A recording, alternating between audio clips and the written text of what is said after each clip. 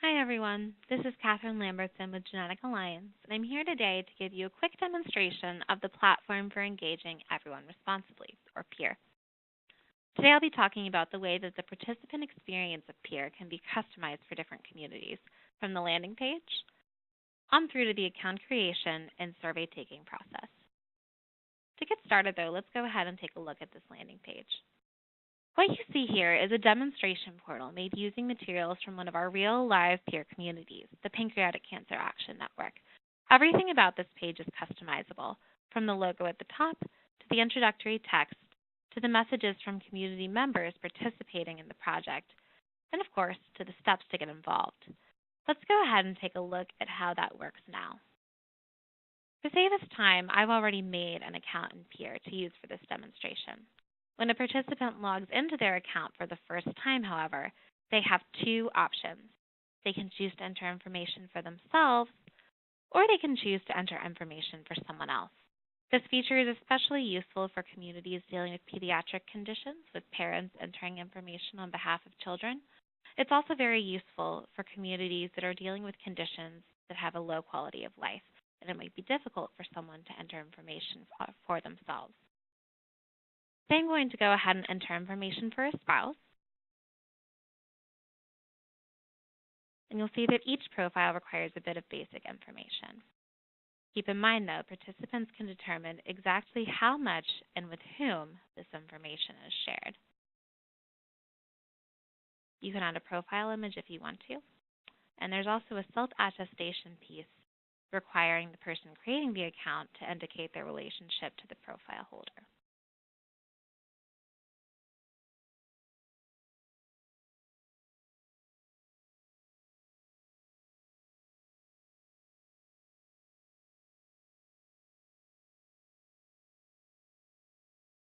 And here I am at my dashboard.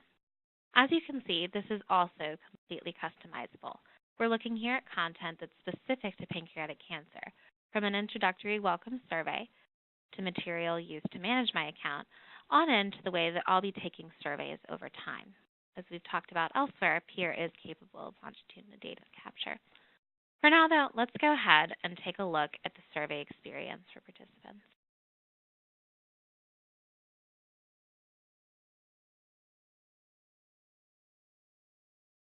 As participants get started, questions will load at the top of the screen. Participants will be able to see how others have responded once they answer questions, and will also receive questions based on the questions branching. For instance, if I'd said no, Matt hadn't been diagnosed with pancreatic cancer, I wouldn't have gotten this next question about when he learned he had pancreatic cancer. There are multiple types of questions in surveys, from single choice questions like these to multiple choice questions such as these.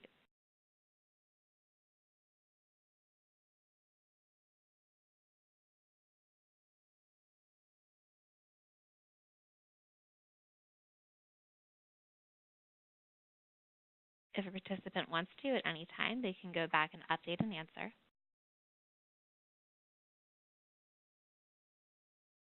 At which point they'll be prompted to either keep their answers or revisit all questions in case of changes to branching. Since I only answered one question after that, though, I'm going to go ahead and keep my answers.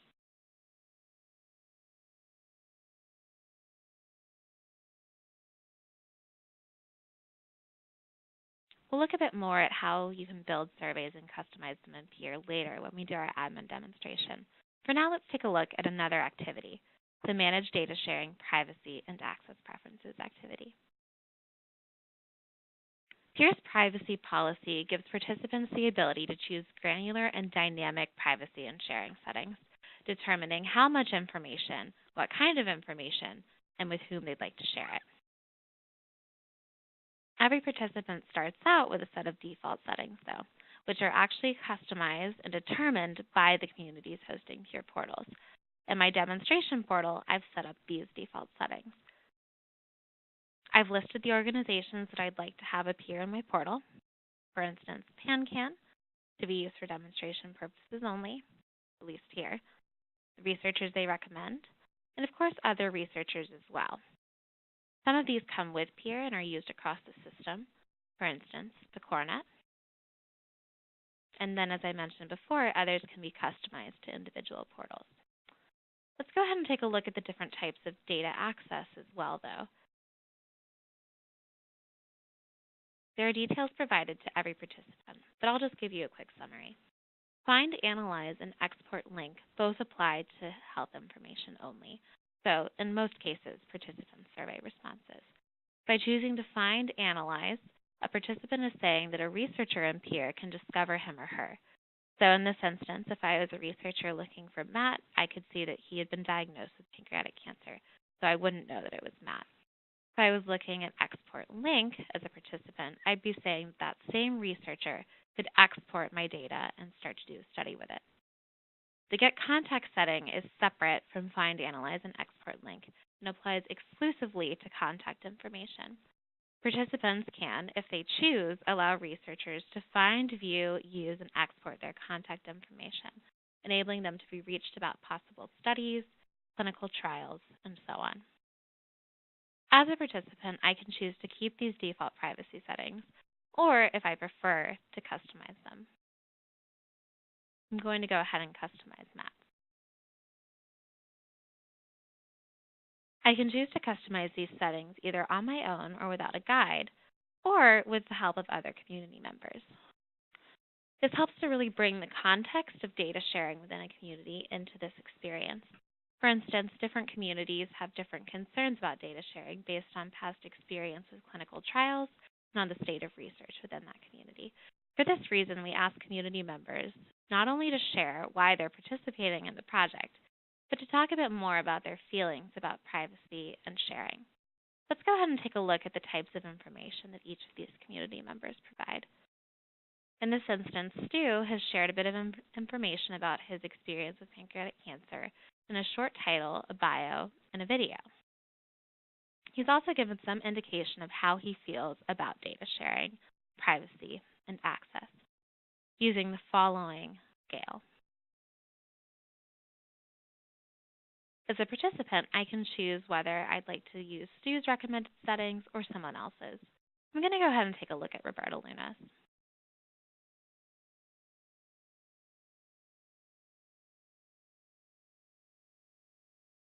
As you can see, the first step here is to choose my level of concern about privacy. So I might have identified Roberta Luna's experience, but I might actually be a little bit less concerned or more concerned about privacy. Let's go take a look ahead and take a look at what she says about high concerns about privacy. Right away, you can see that it gets a little bit more yellow, a little bit more cautious down here in the screen. So this might be a good fit for me if I'm very concerned about privacy. As a participant, I can choose to keep these, or I could choose to go back to the moderate or even the low concerns about privacy settings.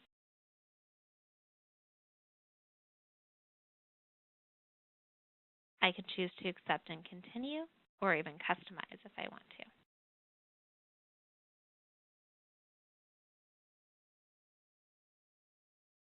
After selecting my settings, I'll be asked to verify. And then, since I said allow or ask me for a privacy setting related to my contact information, I'll be asked to provide that as well.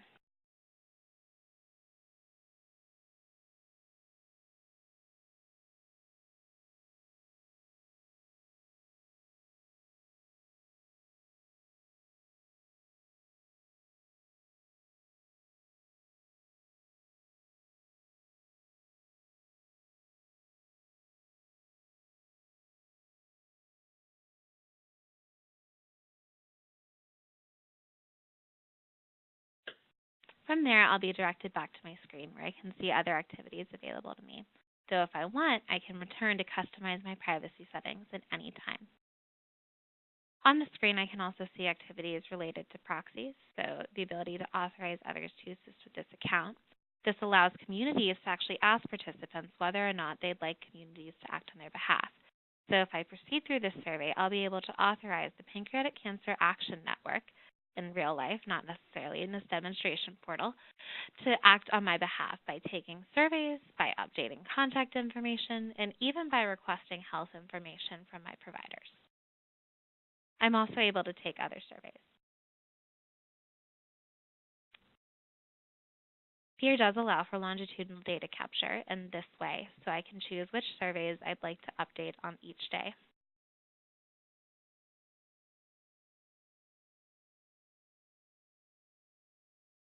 Suppose I came back on another day and had already finished these, I could add them right back using that same survey. I can also view my responses.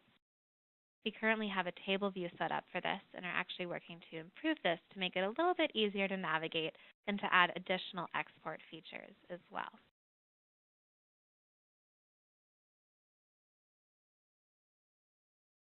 And that's the participant experience in Peer. We'll be talking a little bit later about what the admin experience is like and how participants can respond to admin notifications. See you next time, and thanks.